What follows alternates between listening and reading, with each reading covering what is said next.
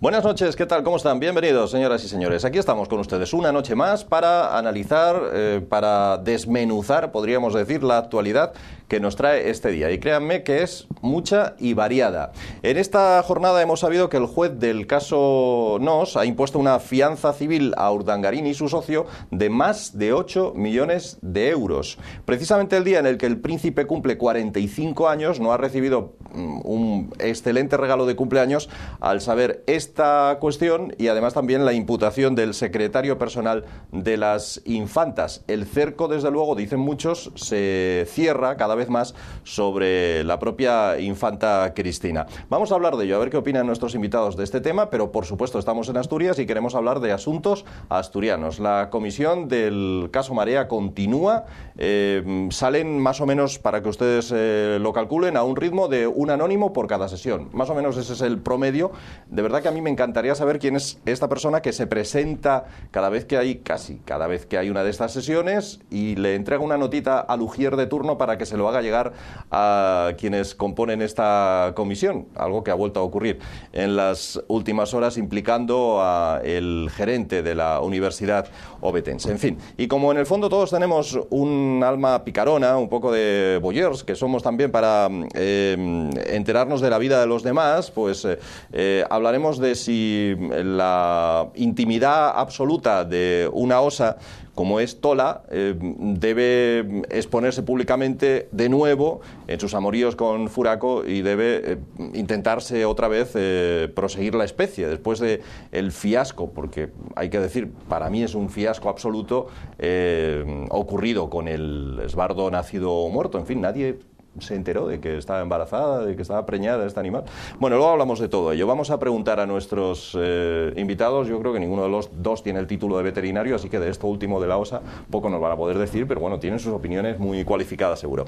Jorge, ¿cómo estás, hombre? ¿Qué tal? Muy buenas noches. Nada, veterinarios no somos, o sea, saber lo de la osa, pero parece que no debe ser tan difícil saber que está preñada. Bueno, o sí, no lo sé. Yo la verdad que tengo una opinión muy formada al respecto. Sinceramente es un asunto que me preocupa y me ocupa muy poco, he de decirlo. Ahora, también he de decir otra cosa, y es que hay una fundación, digamos que tiene una financiación pública que se encarga de gestionar esencialmente esto. Claro.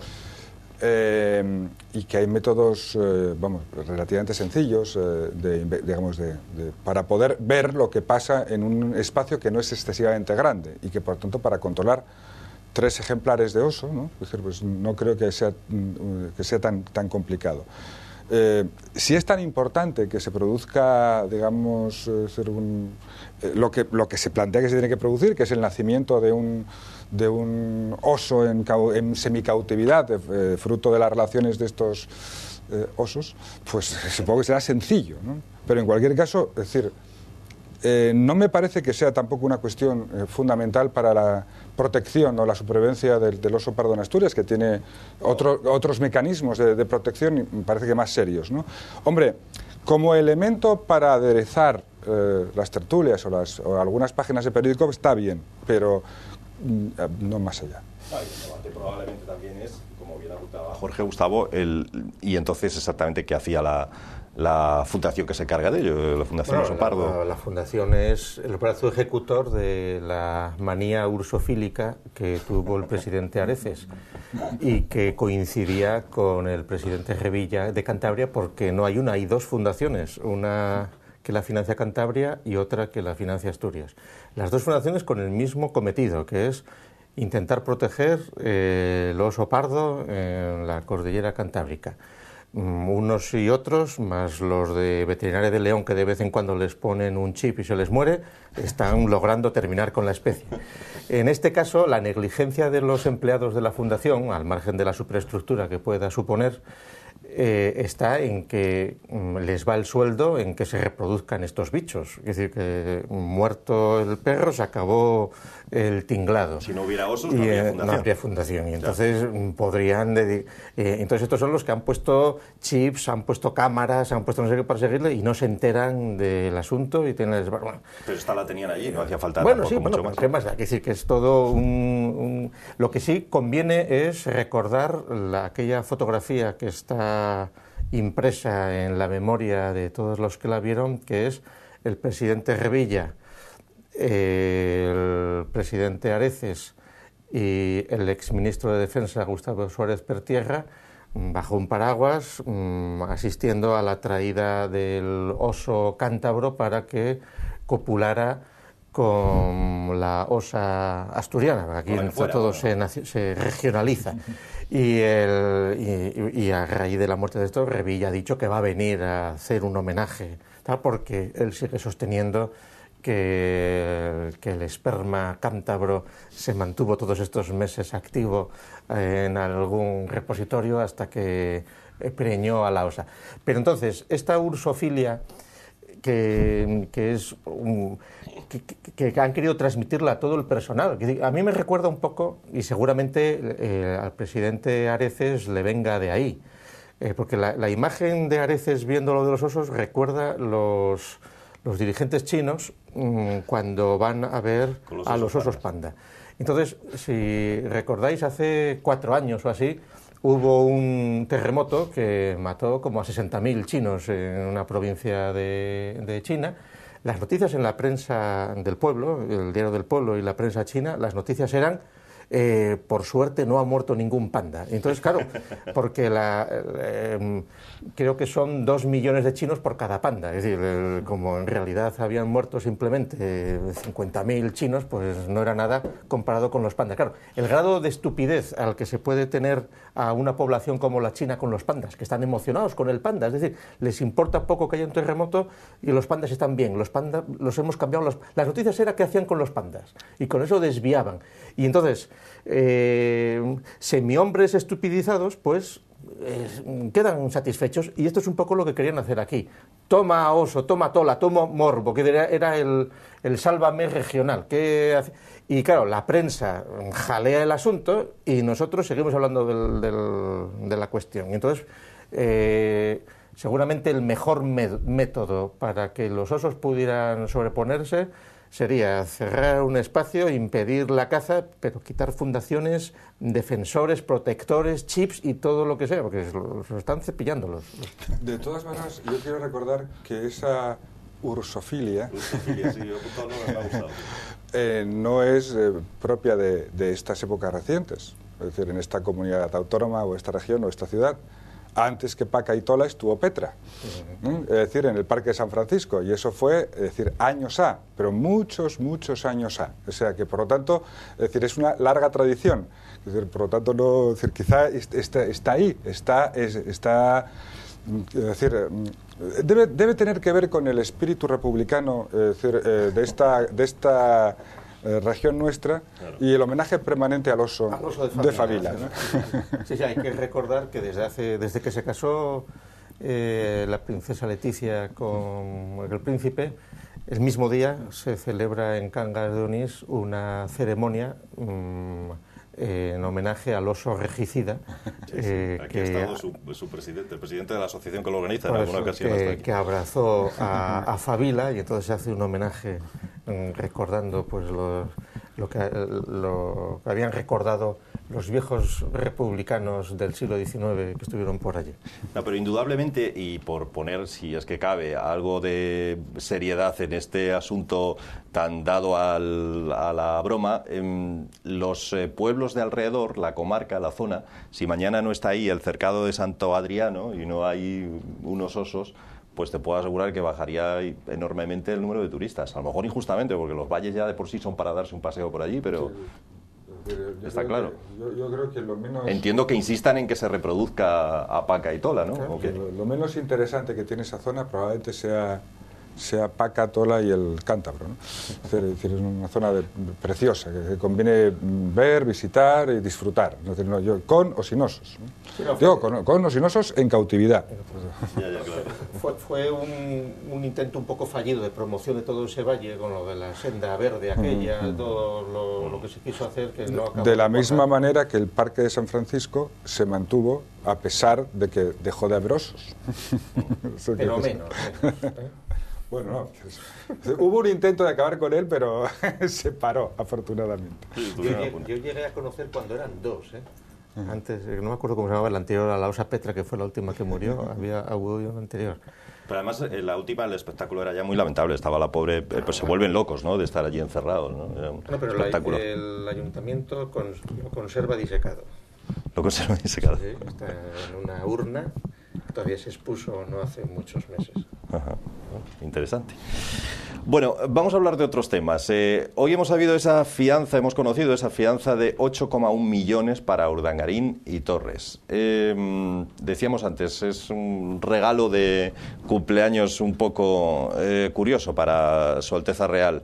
Esto y lo de la reina Beatriz de Holanda y su abdicación, ¿no? Bueno, ¿qué os parece este tema de la fianza interpuesta hoy a estos dos? Bueno, se trata de una fianza para cubrir la responsabilidad civil, es decir, el daño causado. No es una caución para evitar la fuga ni nada por el estilo. Es decir, es decir, la alternativa a no pagar la fianza es que te embarguen, no que te metan en la cárcel, ¿no? Pero bueno, 8,5 millones de responsabilidad civil, teniendo en cuenta que el daño causado se causó íntegramente al patrimonio público, no es una cantidad pequeña, ¿no? Es decir, o sea que esta, digamos que es una valoración muy probablemente prudente por parte del juez del expolio de este instituto presidido por el señor Urdangarín, y que muy probablemente, teniendo en cuenta además, es decir, el asunto del secretario de las Infantas, es decir, todo apunta a que puede ir más allá del propio Urdangarín. Es una catástrofe para la familia real, cosa que a mí me preocupa lo justo. Me preocuparía mucho más si fuera monárquico, lógicamente, pero me preocupa lo justo. Pero bueno, efectivamente se viene a unir, y eso que me preocupa, digamos, a un momento en el que todo parece que se está deteriorando mucho, que se está derrumbando. Es decir, todo lo que son las instituciones que soportan este estado de cosas, parece que se están yendo al garete, ¿no? No hay margen social hoy por hoy para que este asunto no llegue hasta el final y no se pague. Yo creo que si alguien, como el señor Torres o alguien, está pretendiendo que, es decir, con la filtración de los correos poco a poco, como siga así, esto va a ser la de Coller, yo creo que pierda toda esperanza. No hay forma en las actuales circunstancias sociales de que no se vaya hasta el final en este asunto, porque si no se va hasta el final, esto puede acabar francamente mal. Por lo tanto, desde el punto de vista del deterioro que supone para la monarquía, me parece que es evidente. Ellos sabrán lo que hacen al respecto para limitar daños. La sugerencia de los periódicos más importantes de este país de que se tome el ejemplo de Holanda, no sé si valdrá, entre paréntesis. Es decir, Holanda es un modelo, o era sobre todo un modelo de Estado social que ya nos gustaría tener en este país, por muy monárquico que sea, incluso, cierro paréntesis. En cualquier caso, no va a haber más remedio que llegar hasta el final, caiga quien caiga, porque si no, es decir, yo no arriendo la ganancia de lo que pueda pasar. Gustavo. Sí, vamos. Hoy la prensa, El Mundo, lo he visto, publica otra de las bombas atómicas de las 200 con las que amenaza Torres, que hace un chantaje en realidad al Estado, porque aquí está implicada la jefatura del Estado, es decir, al margen de que seamos monarquía o que fuéramos república. Es decir, que es un entramado que se ha producido en las más altas instancias del poder, y hay una persona que está chantajeando, intentando defenderse. Con lo cual, primer comentario, no funcionan los mecanismos de salvaguarda de la seguridad del Estado. Quiere decir que a Torres tenía que haberle dado a un infarto, haberse caído por una ventana o haberle atropellado a alguien al salir de casa. Quiere decir, porque es una situación que no tiene solución. Claro, el problema es que si desaparece Torres, los 8 millones pasan todos a Urdangarín y no se reparte. Segundo, no se entiende muy bien por qué las infantas tienen que tener un secretario. Es decir, que es una superestructura de cargos, máximo un subsecretario, un secretario que está suficientemente ocioso como para poder encargarse de otros chamullos. Sí que parece que por acción o por omisión se ha utilizado el nombre del rey por los mensajes que han ido diciendo. Es decir, el rey va a hablar con el alcalde de Valencia o no sé quién, tal, no hay problema, estas cosas. Con lo cual, y yo creo que tienes toda la razón, esto ya no hay quien lo pare. Una vez que está la justicia, que esto sería intolerable que esto se parase. Con lo cual, lo que hasta ahora ha hecho mal la Casa Real, que es no tomarse en serio el asunto. Entonces, en serio el asunto es que la infanta tenía que haberse divorciado de este señor hace un montón de meses, que no tenía que haber ido estas Navidades allí a escenificar un enfrentamiento familiar, que no tenían que haberle quitado la semana pasada de la página nueva de la Casa Real, porque no tenían que haberlo puesto en la página nueva, etcétera, etcétera. Tiene muy mala solución, porque parece que con la política que llevan en los últimos años de nada, hablando se entiende la gente y tira para adelante, que libras, que se iba a resolver. No. Tal como está la situación ahora, seguramente, seguramente lo más prudente, si quieren mantener la institución, sería dar un golpe sobre la mesa, que seguramente sería hacerle la faena al príncipe de hacerle reinar. Si nos ponemos en el escenario de que en 15 días, en un mes, rápidamente, el rey abdica y se produce una sucesión, no pasaría nada. No pasaría nada. Es decir, no iba a haber aspavientos, no, este caso seguiría adelante judicialmente, pero digo, nadie iba a protestar esa renovación, es más, iba a estar entretenido el personal una temporada. Si se alarga la cosa más, no es seguro que haya capacidad para que se renueve la institución monárquica con la que está cayendo. Es decir, si está más avanzado el proceso de secesión de Cataluña, del País Vasco, etcétera, etcétera, hablo desde la perspectiva de la institución monárquica, desde el punto de vista de la pervivencia de la nación española, pues eso es otro asunto paralelo, pero diferente. Y mucho me temo que esos pasos no los van a dar. No, yo no comparto una última reflexión, ¿no? Que más allá, insisto, es decir, con independencia de la mayor o menor simpatía que podamos tener por la institución, yo vuelvo a expresar, digamos, mi poca simpatía por la institución monárquica como tal, es decir, mi simpatía por la república como forma de gobierno. Pero con independencia de eso, efectivamente, esto es un problema político. Al fin y al cabo, el rey es el jefe del Estado y tiene un problema, además de todo, es un problema político y serio. Sin embargo, la solución de la abdicación, es decir, es una solución curiosa, porque sería, que se sepa, la primera dimisión de un rey. Porque hasta ahora las abdicaciones tenían, sobre todo, tenían un fundamento efectivamente, de favorecer, digamos, una renovación tranquila y pausada de la institución, ¿no? Como en Holanda. Es decir, en Holanda, incluso en Holanda puede que tengan también alguna, es decir, que sea de naturaleza personal, es decir, por la propia reina, que parece que está bastante afectada por problemas, ¿no? Problemas personales, ¿no? Pero aquí no, aquí se trataría de asumir una responsabilidad política.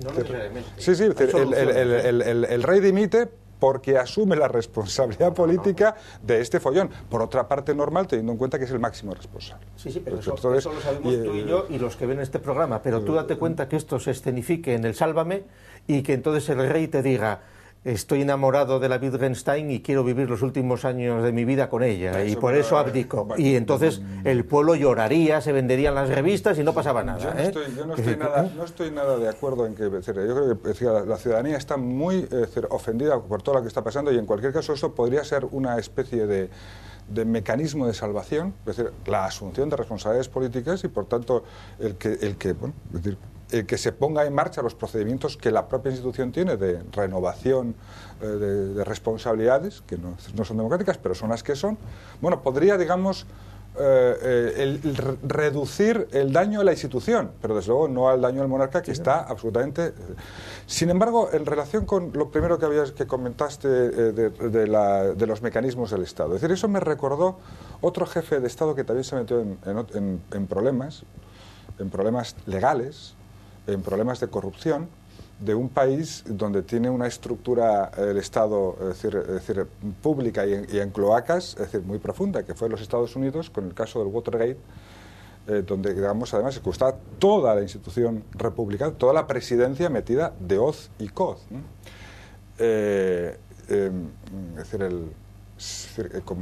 A pesar de los defectos que pueda tener los Estados Unidos, la prensa fue desatando todos los nudos, es decir, que impedían ver lo que estaba pasando, hasta que alcanzó al máximo responsable, que aunque era, como lo es el rey de España, inviolable desde el punto de vista judicial, es decir, solamente se le podía hacer un juicio político durante el tiempo que fuera presidente, en el caso del rey es para siempre. Sin embargo, tuvo que acabar dimitiendo, tuvo que acabar sufriendo la humillación. Curiosamente fue la propia estructura del Estado la que, o alguien de esa estructura, la que hizo que todo el mundo se enterara, ¿no? Es decir, era el subdirector del FBI el que lo contó todo. Porque lo hicieron mal. No, pero digo que a veces estas cosas pasan. No, ¿no? sí. Oye, qué poco gusto haciendo bromas tenía este hombre, ¿no? No me extraña, le hayan quitado, creo que les han quitado una calle, ¿no? Por lo de Duque empalmado. Pues no, es una... Hombre, no hay que sacarlo de contexto, es decir, eso en aquel... Yo no lo he mirado, pero probablemente... Quiero decir, porque este hombre a la familia real le ha dado un montón de esbardos, ¿no? Que se ha reproducido abundantemente. Y entonces seguramente en aquellas fechas le estarían presionando la institución. Y por eso... Pero es que, vamos a ver, yo hay cosas que me enervan. Es decir, monarquía y modernidad, es decir, son términos antitéticos. Monarquía y democracia son términos antitéticos. Por lo tanto, es decir, la institución monárquica tiene que ser como tiene que ser. Es decir, conservadora, tradicional y endogámica. Porque si es conservadora, es tradicional y es endogámica, es menos probable que pasen estas cosas. Pero no está acabado eso, ¿eh? Es decir, por ejemplo, yo estoy casi seguro que cuando se produzca la secesión de Cataluña se convertirá en un reino. Y entonces dejarán de reinar los Borbones y empezarán a reinar los Puyoles. Y entonces es una dinastía que surge y que ya tiene medios, etcétera, etcétera, y que puede durar mucho tiempo. Y que el pueblo puede estar feliz en Cataluña con los Puyoles, ¿eh? Que sí, y entonces... Y esto dirán, ¿y por qué no se va a crear si ya siglos atrás se hizo perfectamente? Yo creo que no lo sé. Estás planteando muchos escenarios. En primer lugar, que se produzca la secesión de Cataluña, que ya es mucho suponer. Y en segundo lugar, que encima decidan, después de seccionarse, convertirse en monarquía. Eso sería un despipote, vamos. Eso sería para... Un gran ducado, un reino entero. Luxemburgo, tal, ¿para qué? Sí. Bueno, ya tenemos...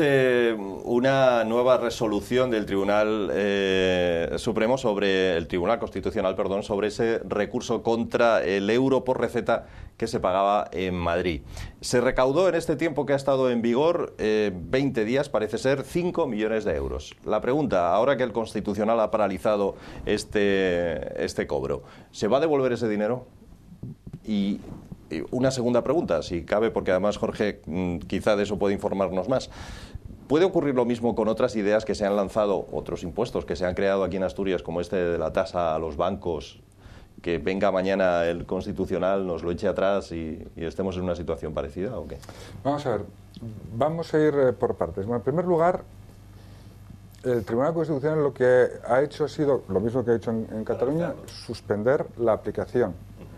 Y es una suspensión cautelar que va a durar 5 meses, que es lo que la ley establece, la ley orgánica del Tribunal Constitucional establece, es decir, y luego se determinará si sigue o si no sigue. La prudencia implica que no siga.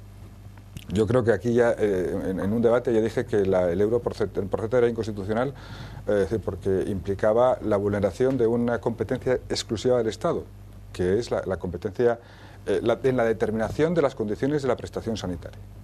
Bien, por lo tanto, este tema era bastante claro desde el principio. Es decir, todo el mundo sabía, y en el caso de Madrid más, porque teníamos el ejemplo de Cataluña, por lo tanto... Por cierto, la recaudación de 5 millones de euros durante los primeros 20 días implica una potencial recaudación de unos 70 millones de euros en el conjunto del año. Es verdad que 70 millones de euros son muchos millones de euros, pero también es verdad que de lo que supone para el presupuesto de sanidad en una comunidad como Madrid es una cantidad pequeña. Yo no sé si esto hubiera podido funcionar como un ticket moderador o realmente no. No tienen necesariamente, o sea, no es lo mismo que en el asunto de la tasa o del impuesto de los bancos, por dos razones. Primero, porque el impuesto de los bancos ya fue declarado constitucional por el Tribunal Constitucional en su momento. Es decir, la Comunidad Autónoma de Extremadura y la Comunidad Autónoma de Andalucía aprobaron una ley que establecía ese impuesto, fue recurrido por el Gobierno del Estado y 8 o 10 años después el Tribunal Constitucional dio la razón a las comunidades autónomas diciendo: ustedes tienen derecho a cobrar este impuesto. Por cierto, como se suspendió la aplicación, mejor dicho, no se suspendió la aplicación del impuesto, sino que lo que hicieron los bancos fue afianzar el pago, pero no pagar. Afianzaron el pago, sobre la base de que, puesto que estaba sub iudice, es decir, afianzaba. Es decir, si al final gano yo, no pago, pero si al final ganas tú, como tengo afianzado lo que te debo presuntamente, pues lo cobrarás. Eso ha permitido a Extremadura recaudar de mano 250 millones de euros que le han venido de cine, porque eran todos los impuestos, efectivamente, ¿no? Por eso digo que, es decir, lo más probable es que en relación con el impuesto de la banca pase algo parecido. Es decir, que se suspenda, se levante la suspensión, se afiance por parte de las entidades financieras el pago del impuesto para evitar que el Estado tenga que, o la comunidad autónoma tenga que devolverlo si lo pierde, y pagarlo todo junto al final, cuando el Tribunal Constitucional determine que estamos ante un mero fraude de ley por parte del Estado, porque, insisto, ya declaró en su momento constitucional el impuesto y el Estado lo que ha hecho ha sido crear un impuesto idéntico pero con tarifa cero. Es decir, cuando uno establece un impuesto es para recaudar, no para no recaudar. Por tanto, es un fraude de ley como la copa de un pino, y yo creo que lo acabará diciendo así el Constitucional. Sí, no, vamos, el razonamiento es ese, es así. La figura esta del impuesto cero, pues igual la solución que tiene el gobierno del Estado, como tú dices, es decir, pues nada, 0,001 y se recauda algo, ¿no? Y entonces, hombre, es un ejemplo más del descontrol absoluto que hay en el sistema autonómico y de los desajustes que se provocan, tanto lo del euro por receta como lo de los impuestos autonómicos a determinadas funciones que seguramente nuevas legislaciones como la que se está preparando o de ese género, vamos, la que parece que va a afectar pues a la simplificación y a la uniformación de lo que son pues el comercio, rotulados, etcétera, etcétera, etcétera, que ya han puesto el grito en el cielo catalanes, pues tendrá que racionalizar de alguna manera, porque el número de normativas, de legislaciones, casi de anarquía de taifas de todas las comunidades, determina una dificultad real de organizarse. El recorte de los 60 millones, efectivamente, seguramente no es tanto por la recaudación, sino por el efecto ticket de frenar el consumo inmoderado de medicamentos. De cualquier modo, pues la solución que sí tiene que ajustar el presupuesto de la Comunidad de Madrid es algo que tendrá que recortar 60 millones de algún sitio. Eso en puestos de trabajo pues serán unos cuantos, ¿no? No muchos, casi que 500. Pero en el fondo del problema, vamos a ver, yo es que como soy un defensor a pesar de todo, soy un defensor del modelo, de un modelo, digamos, federal o cuasi federal, que es el que la Constitución pergeñó para este país, aunque no se atrevió a llamarlo así, porque los modelos federales en otros países funcionan, y funcionan bien. Entonces, es decir, en España, es decir, el problema que siempre hemos tenido problemas de funcionamiento del Estado en cualquiera de los modelos que hemos probado, con lo cual a lo mejor el problema no es el modelo, pero es que tenemos que cambiar también nosotros de mentalidad, ¿no? Es decir, y no utilizar no lo sé, es decir, por ejemplo, es decir, no se puede hacer una enmienda para decir en claro fraude de ley para evitar que se cobre un impuesto porque no te gusta el impuesto. Es decir, porque cuando hay un reparto de competencias entre el Estado y las comunidades autónomas, o entre el Estado central y los Estados federados, como pasa en Alemania o como pasa en los Estados Unidos, pues cada uno asume que las competencias que tiene las ejerce, y las que no tiene, pues no las ejerce. Y punto, y se acabó. Y al final se acaba habiendo un equilibrio razonable, efectivamente. En Estados Unidos hay un modelo federal y hay unidad de mercado, y en Alemania hay modelo federal y hay unidad de mercado. Aquí, es decir, hay unidad de mercado, pero bueno, a lo mejor el problema de los etiquetados es un problema menor, y es un problema fundamentalmente para cobrar la tasa de etiquetado, porque el problema que tenemos en este país fundamentalmente es un problema de financiación, porque las comunidades autónomas son las que soportan el Estado social, la parte social del Estado, los gastos de educación, de sanidad y de servicios sociales. Son las que soportan esos tres gastos que son los soportes, junto con las pensiones, de un modelo social, de un modelo social o de un modelo de Estado social. Y es que ese gasto es alto. Ese gasto es alto. Aquí, iba a decir, y en la China, bueno, en la China quizá no sea tanto, pero aquí y en cualquier país. Y claro, es decir, el problema es que hay que pagar ese modelo de Estado si queremos mantener ese modelo de Estado. Pero parece que se quiere, sobre la base de recortar las autonomías, recortar lo que las autonomías están soportando, que es básicamente el modelo social. Sí, el problema, vamos a ver, primero, la Constitución en ningún momento pensó en un Estado federal ni en un sistema autonómico como el que hay. Es decir, la Constitución estaba pensando en las autonomías históricas que están contempladas y luego unos mecanismos que se han excedido abundantemente a lo que está. Digo, los títulos de la Constitución correspondientes hoy quedan totalmente. En la Constitución no están nominadas las autonomías, hay una disposición a que las provincias se pueden organizar en comunidades, etcétera, pero totalmente en el aire. Es decir, que en ese sentido queda totalmente anticuado, pero manteniendo algunos vicios de partida, como es, por ejemplo, situaciones del antiguo régimen, como son el régimen foral, como son los conciertos, que son absolutamente propias de otro momento y de otra situación, pero que sin embargo son las que han determinado en buena medida el planteamiento del poder autonómico, por otra parte, con mucho poder por el sistema de la ley electoral y por la capacidad de chantaje de las minorías autonómicas en las decisiones del Estado, de manera que se han ido por vía de deudas históricas, por vía de empufamientos que han acabado pagando, etcétera, etcétera, llegando a una situación que económicamente no es viable, es insostenible.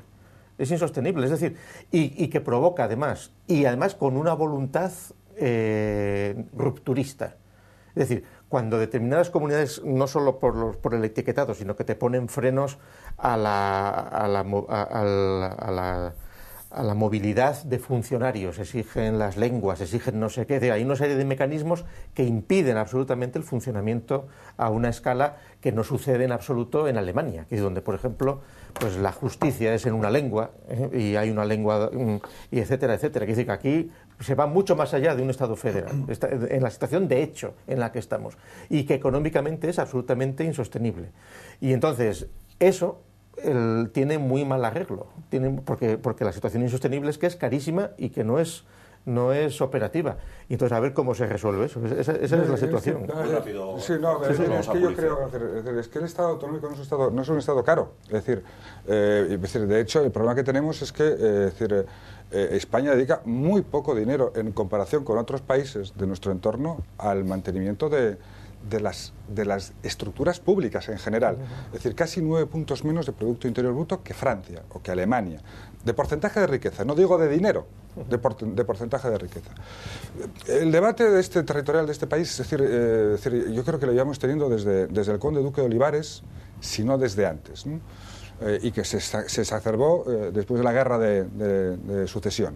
Y desde entonces para acá llevamos 300 años discutiendo sobre si son tirios o son troyanos. Pero es verdad que hay otros países, no es el caso de Alemania, que tiene una sola lengua, y además se habla alemán en más sitios que Alemania, Pero hay países, digamos, donde tienen, digamos, son multilingüísticos, o sea, tienen varias lenguas, este de Suiza o el caso de Bélgica. Bueno, pero mira Bélgica cómo está. Bueno, Bélgica es un país en el que efectivamente... Suiza en realidad no es un país, es decir, que es una cosita pequeña, que se conocen todos y es una confederación de cantones. Y sobre todo donde están depositados... Y sobre todo es el único país donde nadie sabe cómo se llama el presidente, y lo cambian cada año.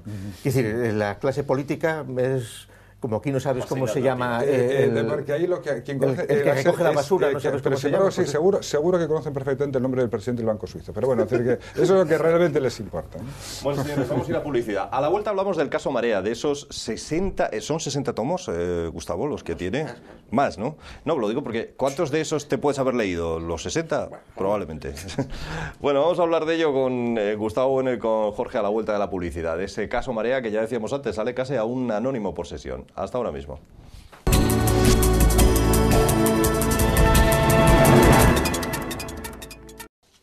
Aquí estamos de nuevo con todos ustedes. El caso Marea continúa y lo va a hacer y promete además dar abundantes titulares porque de aquí a Semana Santa, o sea, poco más de mes y medio, tienen que pasar por esa comisión que se ha creado para investigar este caso Marea hasta 59 testigos, entre ellos el expresidente regional Vicente Álvarez Areces, acompañado además de un buen número de los consejeros que formaron su equipo de gobierno.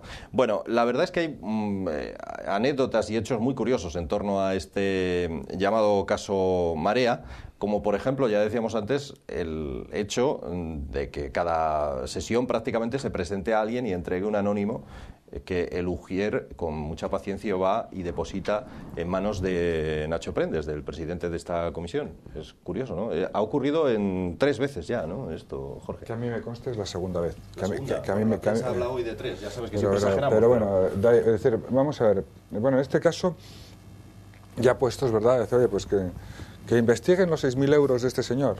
Además, un asunto complicado por varias razones, ¿no? Es decir, en primer lugar, porque yo creo que con buen criterio, salvo el Partido Popular, el resto de los diputados han dicho, vamos a ver, hay un principio, hay un artículo de la Constitución que declara fundamental la autonomía universitaria. Es decir, esto es un asunto de la universidad, que la universidad lo investigue, que para eso es autónoma. Y para eso la Constitución garantiza su autonomía, ¿no? Aunque, es decir, las comunidades autónomas tengan que financiar esas universidades, ¿no? Pero en cualquier caso, si esto es un tema penal, que lo investigue el juez, ¿eh? Pero porque las comisiones de investigación de un Parlamento están para determinar 2 cosas. En primer lugar, sobre la base de unos hechos que se consideren, donde todo el mundo coincida, digamos, que se produjeron de una determinada manera, ¿quiénes fueron los responsables políticos de que esos hechos que no deberían haberse producido se produjeran? ¿Y qué medidas hay que tomar para que no vuelvan a suceder hechos como esos? Son los 2 elementos o los 2 objetivos de una comisión de investigación parlamentaria, porque al fin y al cabo la determinación de la responsabilidad penal le corresponde a los jueces. Pero la comisión parlamentaria tiene que decir, oiga, ¿qué ha pasado aquí? Es decir, ¿por qué ha pasado esto? ¿Quién ha sido el responsable de que esto pasara? ¿Y cómo hacemos?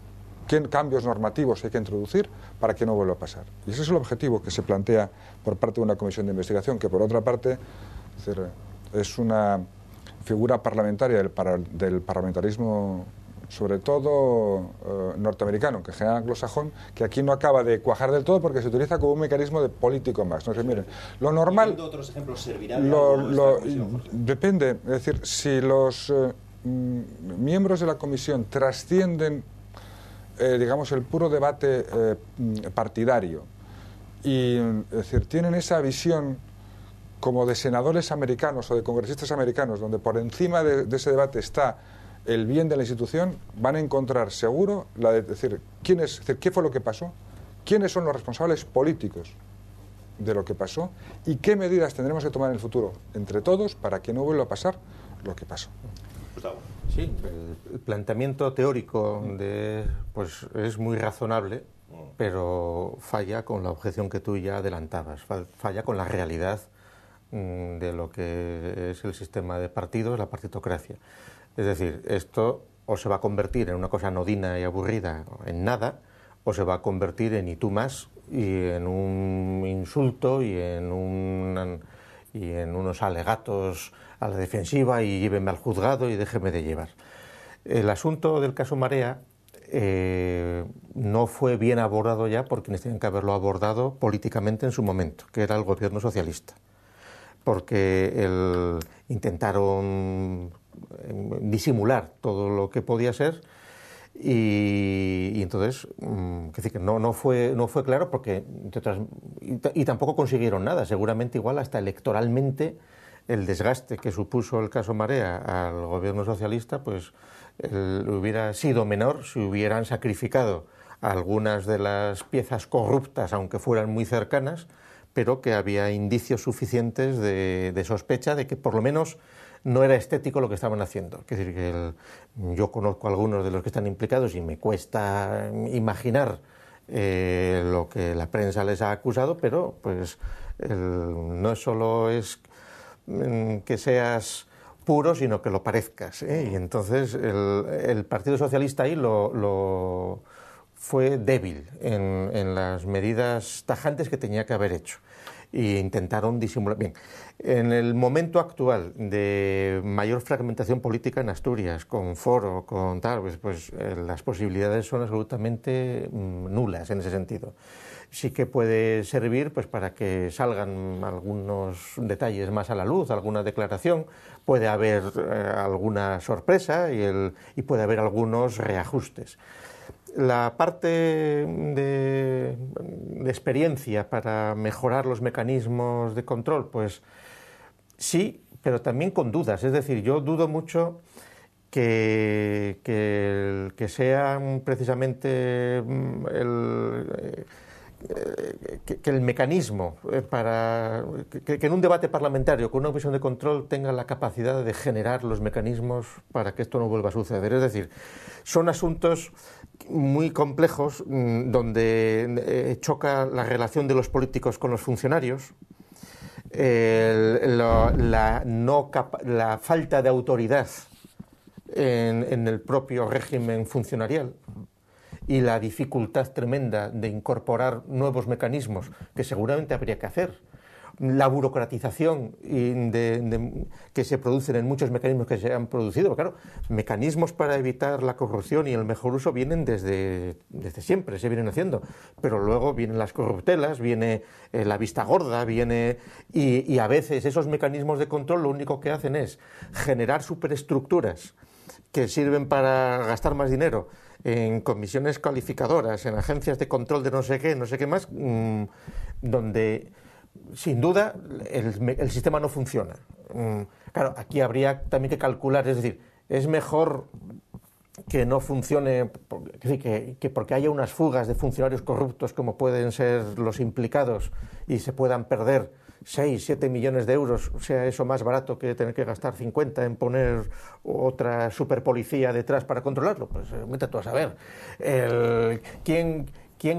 Lo que sí existen son mecanismos de control bastante precisos. Es decir, la policía ha destapado todo esto, chocando muchas veces con la protección que tienen los bancos, que es excesiva a veces, ¿eh?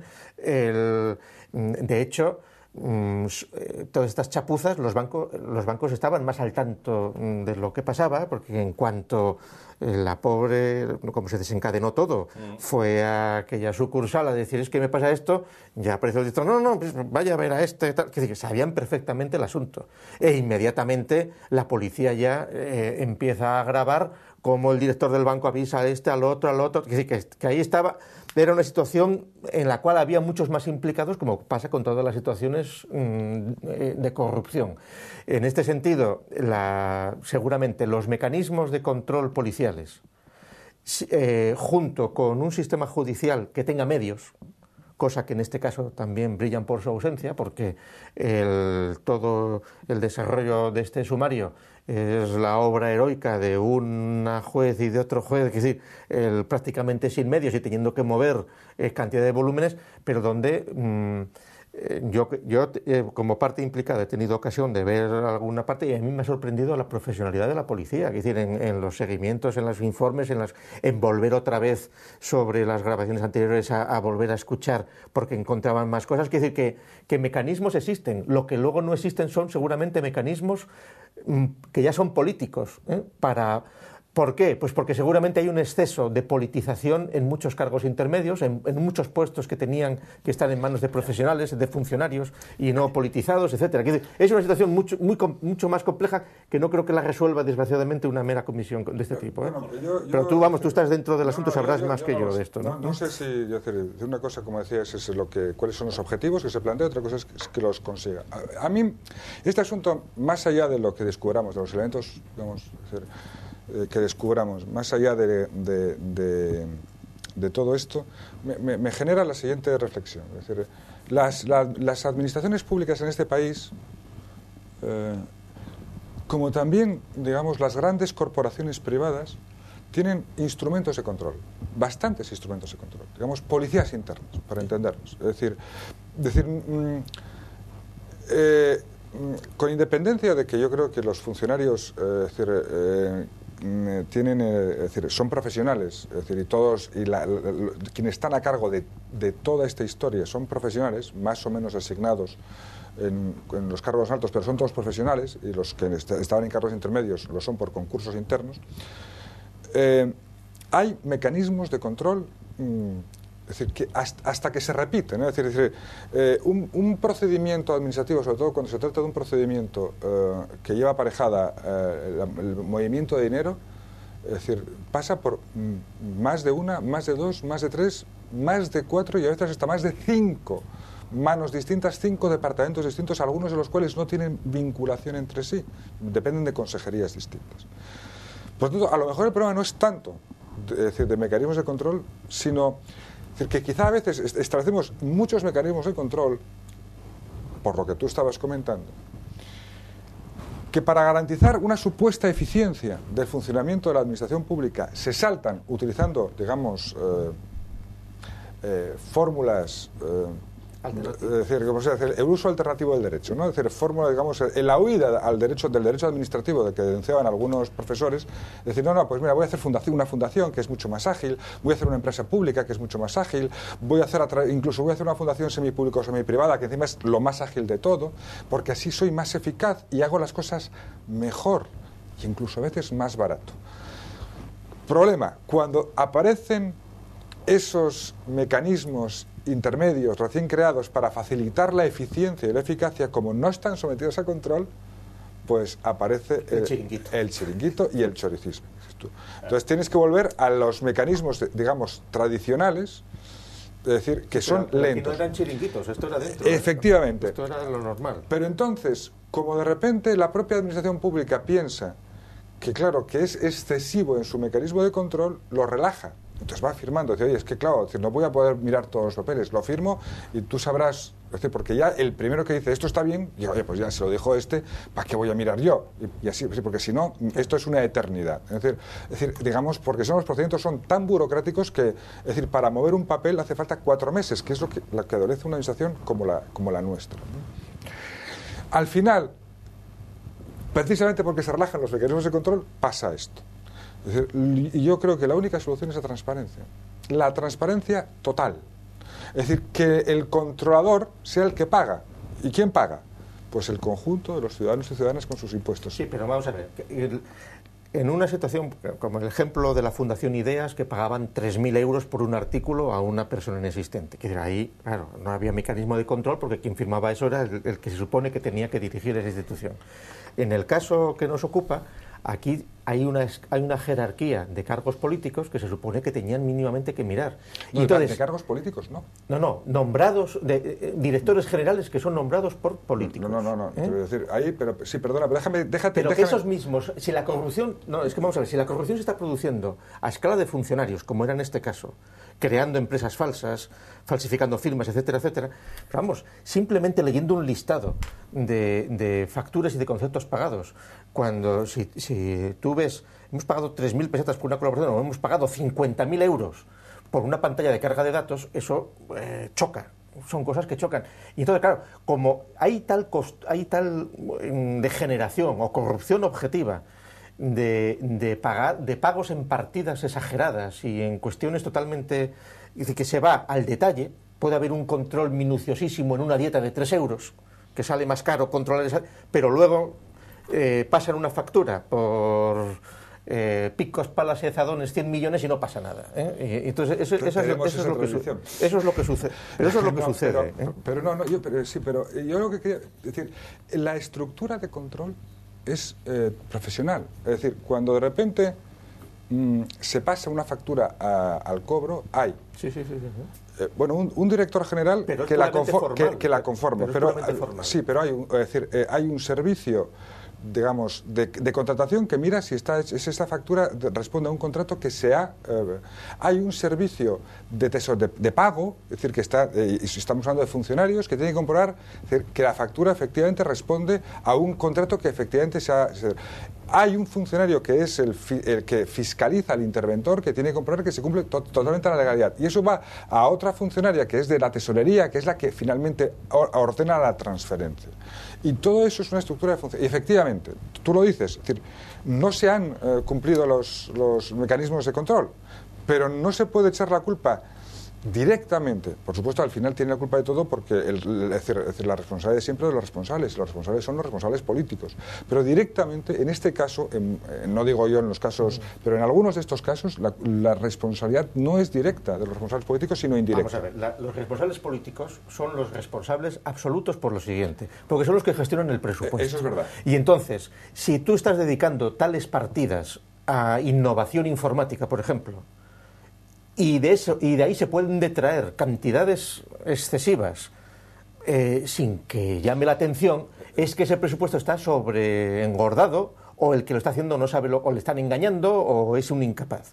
O si estás renovando las instalaciones de los institutos, porque hay ejemplos que los puedes oír en cualquier profesor o en cualquier director de centro, que llamaban a la consejería a decir, oye, es que tenemos que cambiar 2 pupitres. Y dijeron, no, hombre, por Dios, el aula entera, y te la cambiaban entera.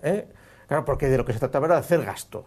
Claro, ahí es también un exceso por parte de quien ha hecho los presupuestos. Eso también es verdad. En esa parte sí. Y lo grave es que ese control de los presupuestos, lo grave es que, aunque hay 45 diputados y aunque haya todos los mecanismos, no se resuelve.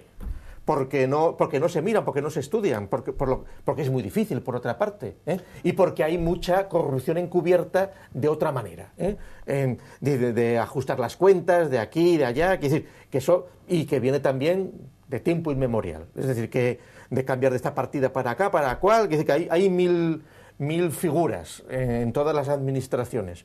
Y entonces, cuando juntas una cosa con la otra, pues se provoca la inoperancia que se ha demostrado aquí.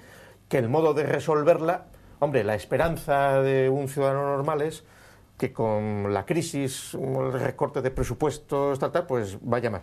La solución de esto, yo creo que en buena medida tiene que venir por una responsabilidad de los funcionarios, una posibilidad de denuncia de situaciones que se están viendo, porque todas estas situaciones las están viendo los que las están haciendo. Es decir, nadie es tonto y sabe lo que cuesta un ordenador y sabe lo que está pagando por un ordenador en una factura. Quiere decir que hay cosas que te podrán engañar y que te pierdes cuando te dicen, no, es que este kilómetro de esa autopista cuesta tanto. Quiere decir, pero claro, cuando comparas cosas, lo que te cuesta, pues lo que se ha gastado en el Niemeyer, lo otro, dices, coño, qué raro que con esa cantidad se pueda hacer estos edificios y cosas así, ¿no? Lo gordo, por eso es decir, lo que hay que hacer es ver qué medidas se toman. Lo curioso, lo excepcional, lo que la gente no entiende, porque la jueza que empezó, es decir, con esta instrucción quedó apabullada cuando dijeron, pero esto es perfectamente legal. Y dice, ¿cómo? Es que es legal. Es que un ordenador, es decir, que compra una administración pública, cueste 2 veces o incluso 3 veces lo que cuesta ese ordenador a un particular, cuando un particular compra un ordenador y una administración pública compra 200, es decir, no tiene ningún sentido. Pero es que es legal. Pero no solamente es que es legal, sino que esto se hace como mecanismo de control para garantizar que no se escapa el dinero. ¿Por qué? Porque se hace a través de un procedimiento de homologación que se hace cada 4 años. Es verdad que eso pasa, pero cuando se hace con un material informático, al cabo de un año, es decir, al cabo de un año, cuando tú has ajustado un precio que un ordenador, decía, pues, o 900 euros, pero un año más tarde vale un 30% menos, y 2 años menos de la mitad. Mira, hace 20 años a todas las empresas que estábamos en el sector editorial, y librerías y tal, la administración quiso que pusiéramos fax. Y entonces, presentando una instancia, te financiaban parte del fax, el 30%, el 40%. Como tardaron un año en darlo, nos dieron, pues no me acuerdo cuánto eran pesetas, pero vamos, si un fax costaba 30.000 cuando lo pedimos, cuando nos dieron la subvención costaba 10.000 y nos dieron 20.000, o sea, podíamos comprar 2. Una cosa, porque habían bajado los precios y así sucesivamente. Pero eso no es disculpa, eso es que no funciona el invento. Ineficiencia absoluta. Pero no es ilegal, es ineficiente. Bueno, no, sí, por eso tenemos que establecer los mecanismos de corrección, precisamente para que se superen esos mecanismos de ineficiencia. Gustavo, tú que has leído algunos de esos tomos, algunas revelaciones de las conversaciones son curiosas, ¿no?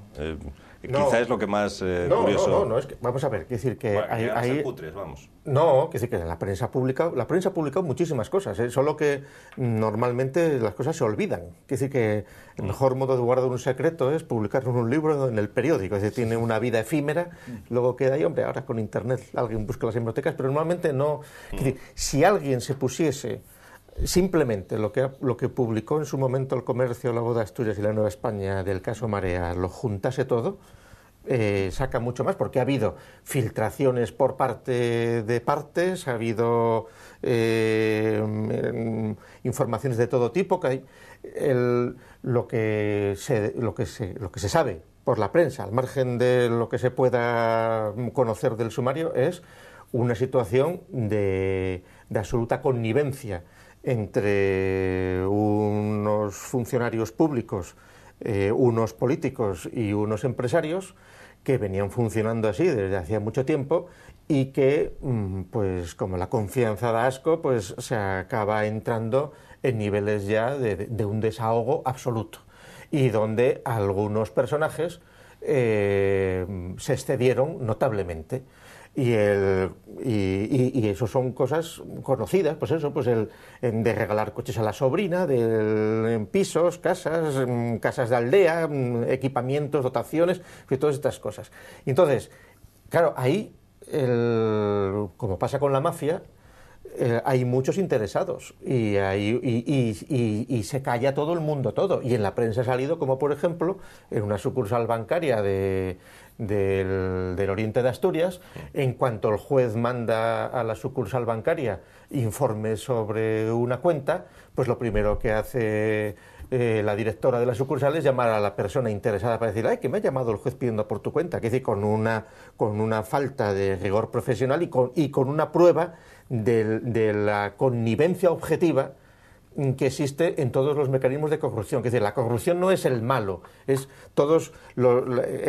el equipo de baloncesto que estaba viviendo de las subvenciones que daban a otra porque a cambio ponías al niño a jugar, todo el entramado de intereses que es lo que determina el equilibrio y la paz social que se vive. Y que, en principio, por eso no hay que escandalizarse excesivamente. Una de las ventajas de la corrupción española es que no es muy sanguinaria. Quiere decir que este caso en Italia hubiera provocado... Es decir, que el caso Marea en Sicilia pues hubiera tenido un apéndice de 30, 40 muertos y vendetas. Pero aquí no, aquí somos más grandones, todo se perdona, todo tolera, y luego pues dan un abrazo en la televisión, lloran y no lo volveré a hacer y qué buenos somos y tal y cual, y alegría. He cometido un error. Bueno, por terminar, Jorge. Sí. No, digo, pero es verdad que en origen el problema es que, es decir, responsables, es decir, funcionarios públicos, bien sean funcionarios de profesión o personas que, es decir, por dedicación temporal, políticos para entendernos, tienen una función pública, funcionarios públicos, es decir, se han dejado corromper. Se empieza con una pequeña cosa, te regalo un bolígrafo bueno, es decir, vas generando una entrada y empiezas regalando un bolígrafo y acabas regalando un coche o un viaje o 200.000 euros o sabe Dios qué. Es decir, cuando ya es decir, todo se pierde, ¿no? Entonces, claro, bueno, llega un momento en que es verdad que aquí es decir, de repente estalla. No estalló, ni probablemente hubiera estallado si la cosa no hubiera pasado de los bolígrafos, de las cestas, de las cocinas, de límites que sean, o que, vamos a decirlo claro, socialmente aceptados.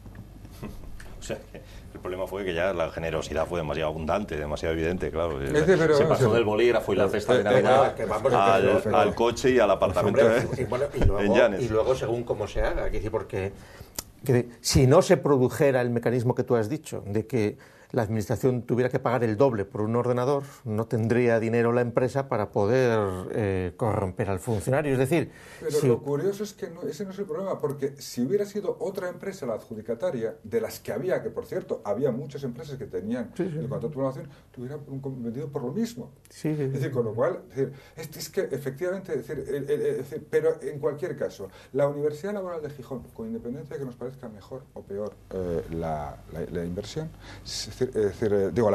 la propia Universidad Laboral, es decir, se gastaron 2,5 millones de euros en amueblarla, en sus diferentes...